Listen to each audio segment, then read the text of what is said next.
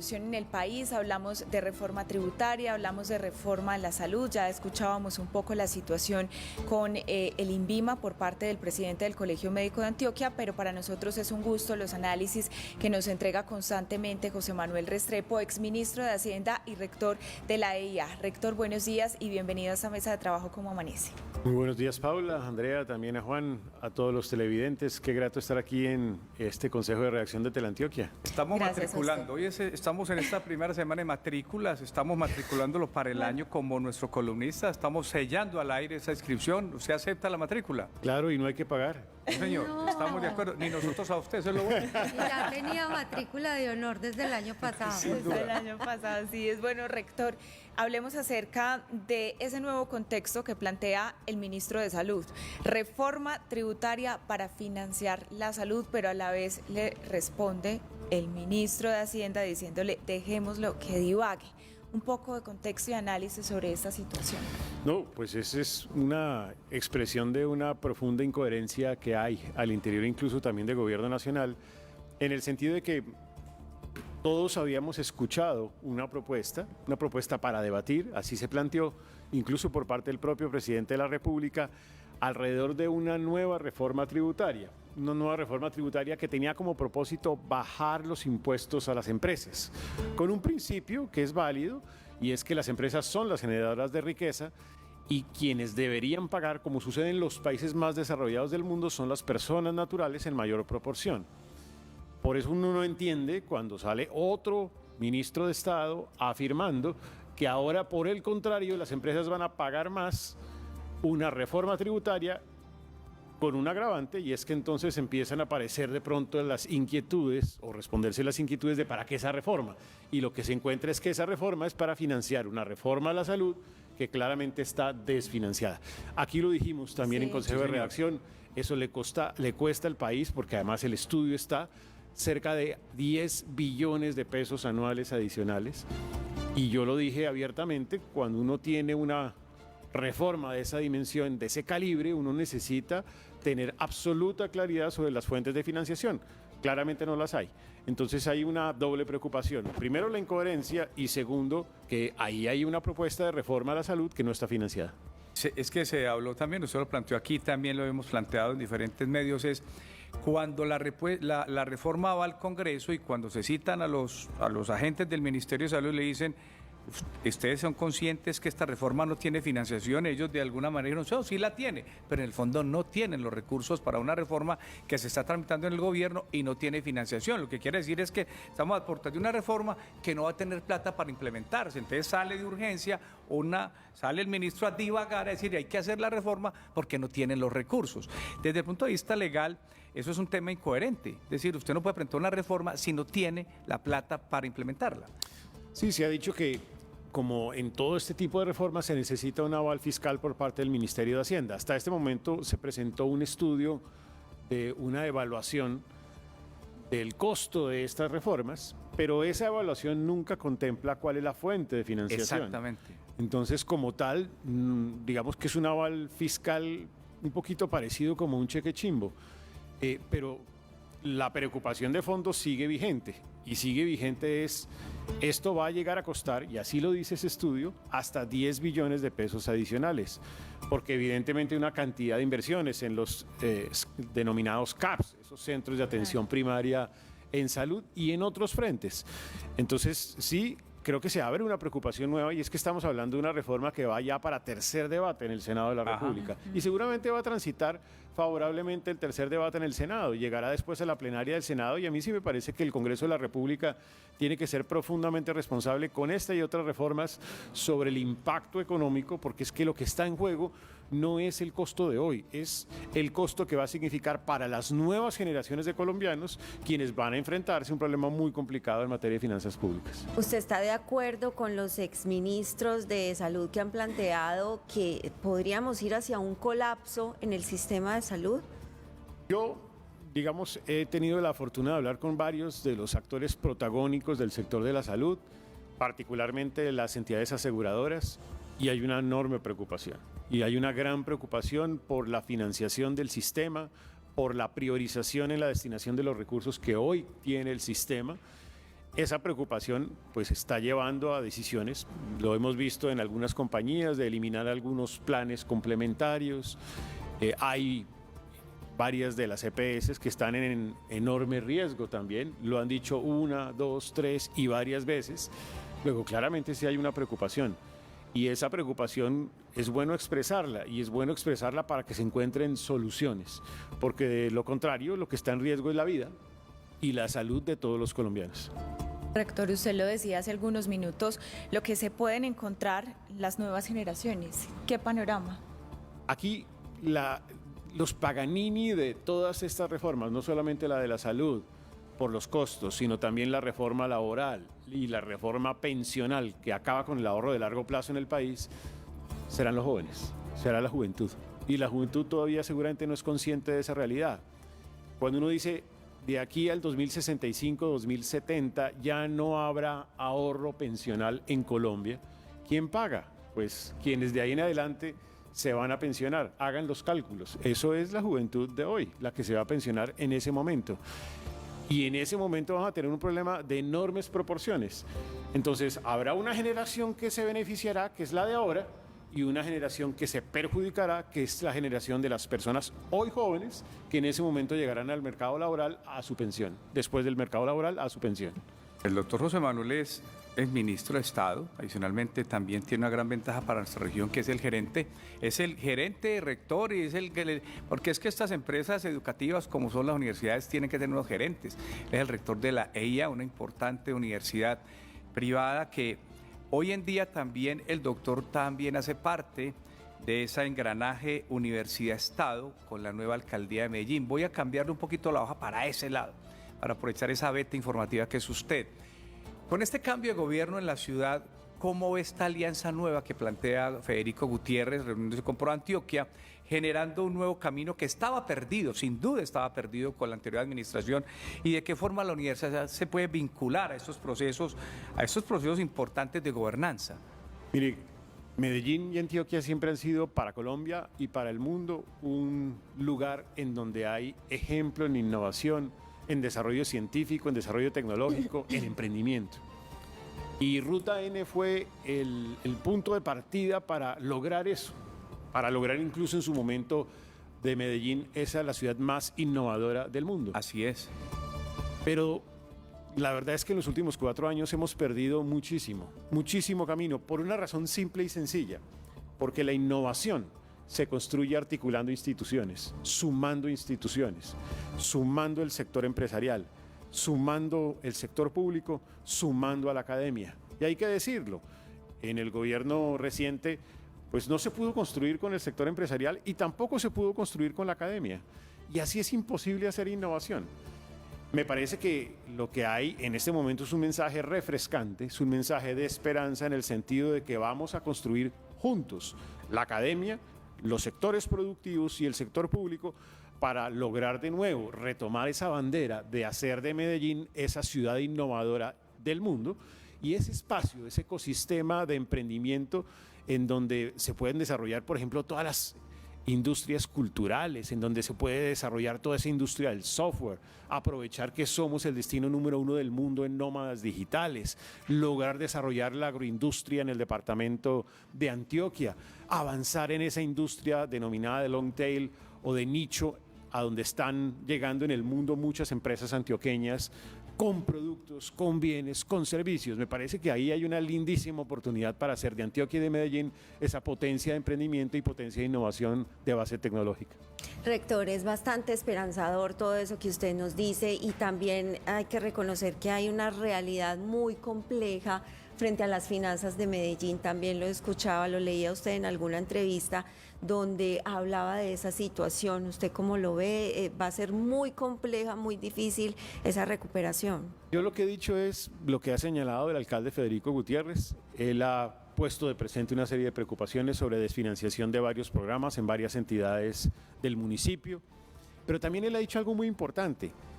Ya están en gobierno y yo creo que la responsabilidad de quien está en el gobierno es de todas maneras, señalar las preocupaciones, pero sobre todo los desafíos y superar esas dificultades.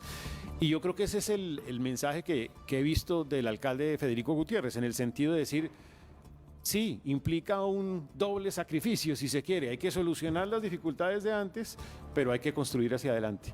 Me parece muy importante lo que se construya de aquí en adelante, porque eso es lo que realmente es sustantivo. No hay que llorar sobre la leche derramada, ya está derramada. Lo que hay que hacer es limpiar lo que se derramó y simultáneamente construir para adelante. Así es. Rector, pues hay que aprovechar su presencia aquí, su experiencia como ministro de Hacienda cuando estuvo pues en el gobierno nacional, para plantearle ese tema que lógicamente pues ya se está hablando en el panorama nacional, pero que desde Antioquia ha tenido un análisis profundo, la propuesta del gobernador de Antioquia, Andrés Julián Rendón, de autonomía territorial, pero con un foco muy centrado sobre las finanzas públicas, de que esos tributos que pagan las personas naturales no lleguen a Bogotá, sino que se queden en los departamentos. ¿Usted cómo ve ese panorama? Esta no es una discusión nueva, es una discusión que reaparece, que en el escenario político además aparece con más fuerza en este momento, que es importante. Colombia, en teoría, dio un paso importante al avanzar en la descentralización de los territorios, pero fue una descentralización tímida, en donde se entregaron una serie de responsabilidades, pero todos los recursos no se entregaron plenamente. Y ha habido una discusión, por ejemplo, sobre la transferencia de los recursos a través del presupuesto general de la Nación en ese sistema general de participaciones y la suficiencia de esos recursos para todas las responsabilidades que tienen los departamentos y entes territoriales. Entonces, fruto de lo anterior, el Congreso de la República, en el actual Plan Nacional de Desarrollo, si mal no recuerdo, el artículo 28, puesto por el presidente del Congreso de la República, se incorpora un debate de fondo sobre cómo dar pasos adicionales en la descentralización. Creo que es prudente hacer ese debate. Lo ha planteado no solamente el gobernador de Antioquia, sino ha planteado el gobernador del Atlántico, lo han planteado varios gobernadores a nivel nacional, y es prudente hacer una reflexión de fondo. No es sencillo, y hay que decirlo. Yo fui ministro de Hacienda, sé las dificultades que tiene la nación en materia de financiación.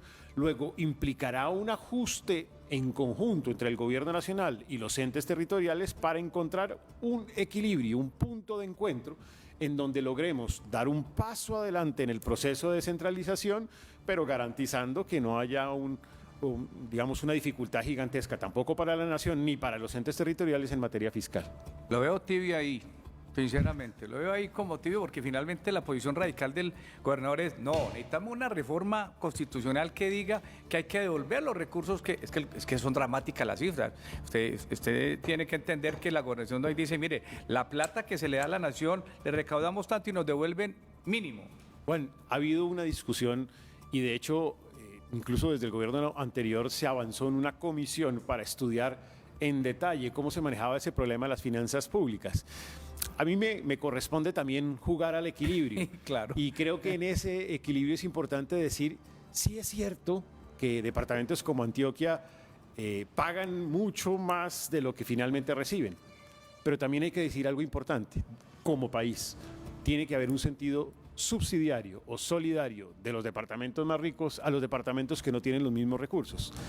Y ahí es donde hay que lograr un sano equilibrio. Yo estoy convencido de la necesidad de profundizar en esta descentralización territorial y creo que eso se relaciona con recursos, pero de alguna manera pues hay que encontrar ese punto de equilibrio que no va a ser sencillo. No va a ser sencillo porque hablando como gobierno nacional no es fácil y hablando como gobierno departamental pues es absolutamente comprensible. Claro. El sentido de decir yo pongo esto y no recibo lo mismo. Doctor José Manuel, hay que aprovechar también su presencia en el CES para lo siguiente. Sin duda alguna, una de las estrategias que se tienen ante esta ausencia de recursos del gobierno nacional, es decir, no hay plata, el gobierno nacional no mete en el presupuesto nacional la plata para las vías, es decir, de unas vías 4G que necesitan recursos para terminar, y eso implica recursos para el tren de cercanía, recursos para proyectos de Antioquia. Una ventana que se abre es, mire, aquí lo que tenemos que juntarnos es con los empresarios. Usted, que hace parte de un grupo importante empresarial, donde tiene su consejo directivo sentado, los industriales, los grupos empresariales importantes, ven incluso desde Bogotá, y ya algunos analistas han dicho, Antioquia Internacional. El camino es eso, es decir, el camino es, miren, no lloremos por plata nacional, busquemos nosotros la plata internamente, que nuestras empresas exporten, generen un PIB interno propio, que genere una dinámica propia y que sean los empresarios a través de alianzas público-privadas los que se comprometan con Antioquia y no esperemos estos 3 años largos que le faltan a Petro, que esa plata no va a llegar. Juan, ¿Cómo ves esa propuesta? A diferencia de otros departamentos, Antioquia tiene una gran fortuna y es que es el departamento que más fácilmente se puede integrar con el mundo. Sí. Es el departamento número 1 en capacidad exportadora. Es uno de los departamentos más importantes en desarrollo industrial y emprendimiento.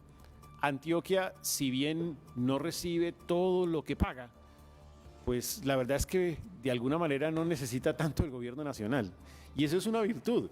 Y lo que hay que lograr aquí, sí, Juan, es un trabajo de alianzas público-privadas, donde este sector empresarial que es tan pujante y fuerte, afortunadamente en Antioquia, junto con los gobiernos locales, aprovechando las relaciones que existen a nivel internacional y proyectando Antioquia de cara al mundo, pueden encontrar infinitas oportunidades. Seguramente también requeriría recursos de la nación en vigencias futuras, pero no tanto proporcionalmente que otras regiones y departamentos del país. Yo sí creo que Antioquia tiene en eso una gran fortaleza y tiene que aprovechar pues lo que se ha venido construyendo hasta este momento en esa estrategia de Antioquia emergente, en esa visión 2040 de Antioquia, en donde hay una reflexión de que el poder de sumar estas instituciones, academia, sector empresarial, sectores públicos locales y departamentales, en Antioquia es muy, muy grande. Y aprovechar que en este momento hubo un cambio en las políticas de gobierno a nivel de Medellín, donde se puede lograr esa integración más fácilmente, y creo que hay voluntad también del departamento para construir entre todos. Claro. Y sumarnos entre todos. Ese es el propósito más importante en este momento para el futuro de Antioquia. Exministro, volvamos sobre la reforma tributaria, esa nueva reforma que se está planteando el gobierno. ¿Usted cómo la ve?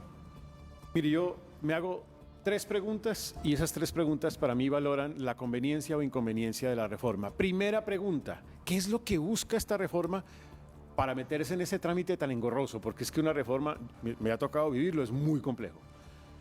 Teóricamente busca que la proporción del recaudo caiga más en las personas naturales y no tanto en las jurídicas. Yo comparto esa tesis. Así va el mundo en la OCDE. Luego eso, desde el qué estoy de acuerdo. ¿Cómo? Es la siguiente pregunta. ¿Cómo se logra eso? Y ahí no me cuadran las cifras. Y no me cuadran las cifras porque si yo reduzco los 5 puntos porcentuales del impuesto de renta a personas jurídicas, eso le costaría a la nación entre 10, 12 billones de pesos, de pronto un poco más. Hablemos de 10 para ser más conservadores, 10 billones de pesos. Y súmele usted a eso que va a necesitar recursos adicionales porque se cayeron varios artículos de la última reforma tributaria, porque las reformas no están incluidas en el presupuesto de la nación, porque no se tiene claridad sobre el ingreso denominado arbitramiento de litigios en el presupuesto de este año. Y eso significan más o menos 20 billones más, son 30 billones. ¿De dónde sacamos 30 billones? Si cuando lo que se propone es no aumentar la base de personas naturales en el impuesto de renta y no tocar el tema de IVA, particularmente en materia de exenciones. No existe manera para llegar a esos 30 billones de otra forma. Y la tercera pregunta, ¿para qué? ¿Para qué pedimos más plata? Si es para la propuesta del ministro de Salud, no me parece conveniente. Y no me parece conveniente porque esa discusión habría que hacerla de otra manera. Entonces, ¿para qué se necesitan más recursos cuando ya sabemos que el gasto primario lleva en los últimos 2 años, incluido este, creciendo a niveles similares a los que teníamos en pandemia cuando se necesitaba para reactivar la economía? Pero ya no se necesita. En el 2022 habíamos logrado llegar casi a la proporción de gasto primario similar a la de antes de pandemia. Había que seguir en el ajuste fiscal. Y lo que se ha hecho es aumentar el gasto primario. Eso, dicho de otra manera, significa derroche, significa gastos innecesarios, y me parece que sí no puede ser el camino. Es decir, una reforma tributaria para seguir gastando no debe ser el camino. Y usted ha visto reflejado ese llamado que han hecho gremios como FENALCO, que han pedido más que una reforma, más que cargar con impuestos, disminuir el tamaño del Estado, disminuir esos gastos que usted mismo lo dice innecesarios. El Estado reclama una posición de austeridad mucho más fuerte. Yo creo que el país va a tener que hacerse la reflexión sobre una cantidad de entidades que se replican, que se duplican, que se triplican, de una cantidad de gastos y subsidios que ya no se necesitan, que se están convirtiendo, sí, en una fuente de derroche, en ministerios con varias direcciones, con varios viceministerios, con varios nuevos capas de burocracia que francamente no se necesitan. Doctor, lo queríamos traer hoy para saludarlo, para matricularlo, ¿cierto? Andrea y Pablo, Claro. para darle la bienvenida. Usted que también es columnista nuestro, que nos da una belleza, como dice Andrea, una belleza tenerlo aquí, una tranquilidad. ¿Cómo le fue en sus inscripciones con sus alumnos? ¿Cómo arranca la IA ¿Cómo este va la semestre? Cuente universidad? también Bueno, cómo va. Arrancamos esta semana. Yo ayer tuve mi primera clase de Sí. Economía General con mis estudiantes. Arrancamos con un grupo maravilloso de estudiantes. Pero le da esperanza, o sea, los muchachos llegan nuevos y se lo encuentran a usted y usted les dice, usted país va para adelante porque si no se le salen. Yo siempre hablo con esa lógica del vaso medio lleno y no del vaso medio vacío, siempre pensando en que hay que meterle, como dice el maestro Diego Torres, color esperanza a nuestra región y a nuestra nación. Y con esa convicción creo que hay que seguir construyendo en el país. Naturalmente hay que alertar sobre las preocupaciones, pero siempre con equilibrio y con academia y con análisis sobre lo que deberíamos hacer, porque es que al país y a los territorios les tiene que ir bien para que a todos nos vaya bien también. Doctor, Así esa es la es. idea, estaremos conversando de temas de educación, porque hay una reforma también, ahí también está la reforma de la educación que está ahí también, Hay Sí, muchas en el reformas, análisis del sí. gobierno y ahí también la tienen. Que tiene incluso, es interesante porque plantea este derecho universal Sí. en materia de educación superior. Eso me parece interesante. Yo la verdad comulgo con esa tesis. Lo que creo es que hay que inyectarle a esas reformas dosis de novedad, de innovación, de inteligencia artificial, del mundo de tecnologías de cuarta revolución industrial, de capacidad para innovar al interior de las universidades. Yo creo que ese es otro punto, pero me parece que esa va por una buena senda. Además lo vemos a usted siempre muy activo en su cuenta de X, explicando con argumentos académicos, técnicos, todos esos anuncios que a veces se hacen desde el gobierno y usted nos hace caer en la cuenta de algunas ligerezas y algunos conceptos que pues no están muy acordes con la realidad. Muchísimas gracias, rector, por haber estado acá en su casa, usted ya sabe. Muchas gracias. Aquí me siento en casa y de verdad muchas gracias por la invitación. Qué bueno, nosotros vamos a hacer una pausa, es cortica, regresamos porque tenemos más invitados y temas para ustedes aquí en Consejo de Redacción.